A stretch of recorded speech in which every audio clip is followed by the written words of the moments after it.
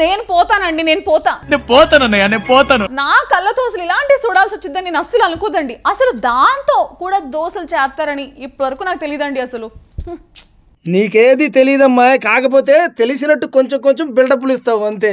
ఏంటి రివెంజ్ తీసుకుంటున్నావా? నీకు అంత ఛాన్స్ అని కానీ అక్కడ అబ్బాయి దోశ దేంతో చేసి తింటున్నాడో ఒకసారి చూసేయండి, అంతేగాని.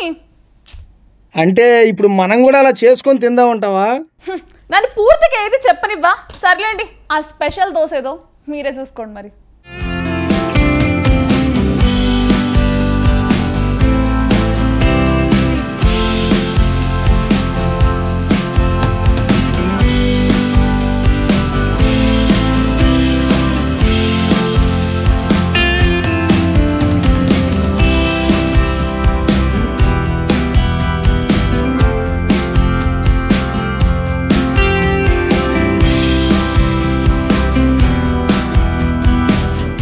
సోషల్ మీడియాలో ఫుడ్ కు సంబంధించిన వీడియోలు ఎక్కువగానే కనిపిస్తుంటాయి.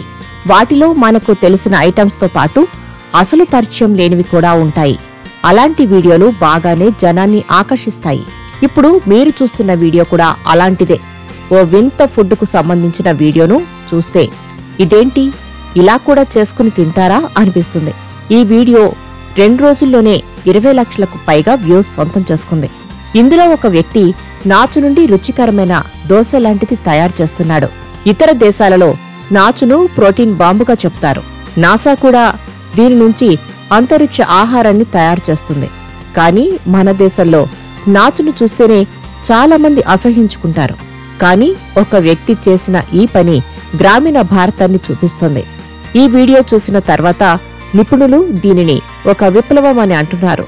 ఆల్గేలో అంటే నాచులో ఉండే ఖనిజాల గురించి తెలియని వారు దీనిని ఛే ఛా అంటూ కామెంట్ చేస్తున్నారు.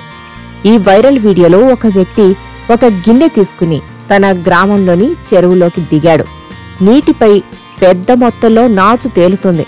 అతడు దానిని జాగ్రత్తగా గిన్నెలోకి తీసుకున్నాడు. తర్వాత దానిని ఇంటికి తీసుకువచ్చాడు.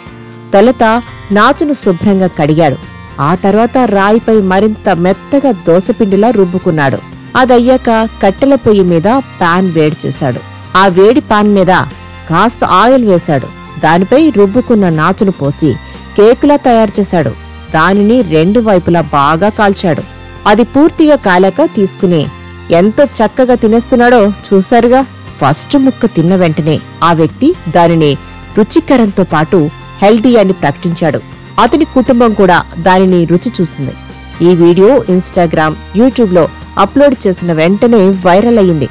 నెటిజన్ల నుంచి భిన్నమైన అభిప్రాయాలు వెల్లువెత్తాయి. కొందరు దీనిని గొప్పగా పొగుడుతుంటే కొందరు మాత్రం చిచి అంటున్నారు. 70% మంది వీడియోపై పాజిటివ్గా రియాక్ట్ అయ్యారు. ఆల్గేలో 60% protein, iron, vitamin B12, omega 3 ఉన్నాయని నిపుణులు అంటున్నారు. హార్వర్డ్ అధ్యయనం ప్రకారం స్పిరులినా ఆల్గే మధుమేహాన్ని నియంత్రిస్తుంది. అయితే భారతదేశంలో కాల్షియం ఆల్గేలో భారీ లోహాలు ఉండటానికి కారణమవుతుంది. కాబట్టి శుభ్రమైనది తీసుకోవటం తప్పనిసరి అని సూచిస్తున్నారు. సో నాచు కూడా ఆరోగ్యానికి మంచిదే.